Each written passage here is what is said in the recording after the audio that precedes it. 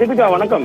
நிச்சயமாக திருநெல்வேலியில் 8 மாதங்களுக்கு முன்பு மாயமான பெண்ணின் கொலை வழக்கில் அவர் கொல்லப்பட்டது அம்பலமாகி இருக்கிறது. மாந்திரிகத்திற்காக கணவருடன் சேர்த்து வைப்பதற்காக மாந்திரிகத்திற்கு பேஸ்புக்கில் முகநூலில் அவர் உதவி கேட்டதன் அடிப்படையில் இந்த சம்பவம் நடந்ததுதான் கொடுமையின் உச்சம். தீபிகா, இது பற்றிய விவரங்களை விசாரித்த போது திருநெல்வேலி மாவட்டம் பனகுடி அருகே பல ஊரை சேர்ந்த மாடன் பிள்ளை தர்மம் என்ற கிராமத்தை சேர்ந்தவர் சிவலிங்க துரை. இவரது மகள் 28 வயதான கயல்விழி. இவருக்கு திருமணமாகி கணவரை பிரிந்து தற்போது பெற்றோருடன் வாழ்ந்து வந்தார். தீபிகா, கடந்த ஆண்டு அக்டோபர் மாதம் 5ஆம் தேதி கோவிலுக்கு சென்று வருவதாக கூறிவிட்டு சென்ற கயல்விழி திடீரென மாயமானார்.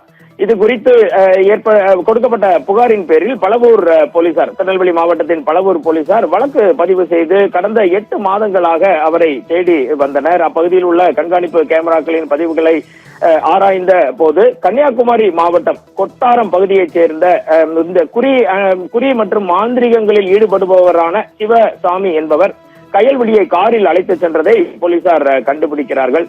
இதையடுத்து அவரை பிடித்து விசாரித்த போது கொடுமையான முறையில் கயல்விழி அணிந்திருந்த 7 பவுன் நகைக்காக கூட்டாளிகளுடன் சேர்ந்து அவரை கழுத்தை நெரித்து கொலை செய்து உடலை சேரன் மகாதேவி அருகே 80 அடி அகல கால்வாயில் வீசிய அதிர்ச்சி தகவல் வெளியானது. இதனை அடுத்து போலீசார் உடனடியாக அந்த கால்வாய்க்கு தீயணைப்பு துறையினருடன் சென்று சோதனை செய்த போது கால்வாயில் இருந்து கயல்விழியின் எலும்பு கூடுகள் மற்றும் அவர் அணிந்திருந்த துணிகள் அனைத்தும் மீட்கப்பட்டது.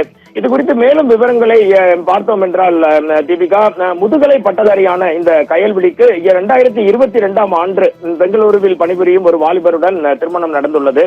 தொடர்ந்து 2 ஆண்டுகளில், அதாவது 2024ஆம் ஆண்டு பிப்ரவரி மாதம் அவருக்கும் அவரது கணவருக்கும் இடையே ஏற்பட்ட மனஸ்தாபத்தில் அவர் கணவரை பிரிந்து விட்டார். ஆனால் மீண்டும் தன்னை கணவருடன் சேர்த்து வைக்க வேண்டும் என கயல்விழி பல கோவில்களுக்கும் சென்று வேண்டி வந்துள்ளார். இந்த நிலையில் அவர் தனது பேஸ்புக்கில், தனது முகநூலில் தனது கணவரை சேர்த்து வைக்க நல்ல மாந்திரிகம் தெரிந்தவர்கள் யாரேனும் இருக்கிறீர்களா என்று ஒரு பதிவினை போட்டுள்ளார். தீபிகா, இந்த பதிவினை பார்த்த தூத்துக்குடி மாவட்டத்தைச் சேர்ந்த மாயாண்டி ராஜா என்பவர் கயல்விழியை தொடர்பு கொண்டு தான் மாந்திரிகம் செய்து உங்களது கணவருடன் சேர்த்து வைக்கிறேன் என்று கூறியுள்ளார். இதன் மூலம் பல்வேறு தவணைகளாக கயல்விழியிடம் இருந்து 5 லட்சம் ரூபாய் வரையிலும் சிவசாமி, மாயாண்டி ராஜா ஆகியோர் பறித்துள்ளனர். ஒரு கட்டத்தில் அவர்கள் தன்னை ஏமாற்றுவதை புரிந்து கொண்ட கயல்விழி தனது பணத்தை திருப்பி தருமாறு கேட்டுள்ளார். தொடர்ந்து தொந்தரவும் செய்துள்ளார். இதனால் சம்பவத்தன்று பணம் தருவதாக கூறி கயல்விழியை சுசீந்திரத்துக்கு, கன்னியாகுமரி மாவட்டம் சுசீந்திரத்துக்கு வரவழைத்து சிவசாமியும் அவருடைய சகோதரி மகனான மாயாண்டி ராஜா மற்றும் வீரவநல்லூரை சேர்ந்த கண்ணன், சிவனேஸ்வரி ஆகிய 4 பேர் சேர்ந்து கழுத்தை நெரித்து கொலை செய்தது போலீசாரின் தீவிர விசாரணையில் தெரிய வந்தது. பின்னர் அவர் அணிந்திருந்த 7 பவுன் நகைகளை எடுத்துக்கொண்டு கயல்விழி உடலை அங்கிருந்து காரில் கொண்டு வந்து திருநெல்வேலி மாவட்டத்தின் சேரன் மகாதேவி அருகே 80 அடி நீளமுள்ள கால்வாயில், கங்கனாங்குளம் அருகே மணிமுத்தா கால்வாயில் உடலை வீசிவிட்டு இயல்பான வாழ்க்கையை அவர்கள் வாழ்ந்து வந்துள்ளனர்.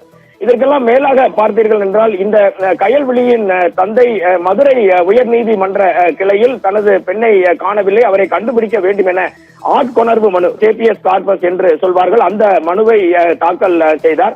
அதன் அடிப்படையிலும் திருநெல்வேலி மாவட்ட காவல்துறையினர் ஏற்கனவே விசாரணை நடத்தி வந்தாலும் அந்த வழக்கின் அடிப்படையிலும் மிக மிக தீவிரமான விசாரணையை நடத்தி நேற்று இந்த 4 பேரையும் கைது செய்துள்ளனர்.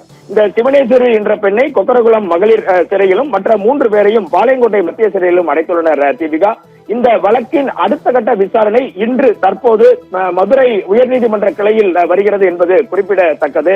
எது எப்படி இருந்தாலும் ஒரு பெண்ணை, கணவருடன் சேர்த்து வைப்பதற்காக கோரிய பெண்ணை கொன்று நாடகமாடி அவரை கால்வாயில் வீசி சென்ற சம்பவம் திருநெல்வேலி மற்றும் கன்னியாகுமரி மாவட்டங்களில் மிகப்பெரிய பரபரப்பை ஏற்படுத்தியுள்ளது. தீபிகா.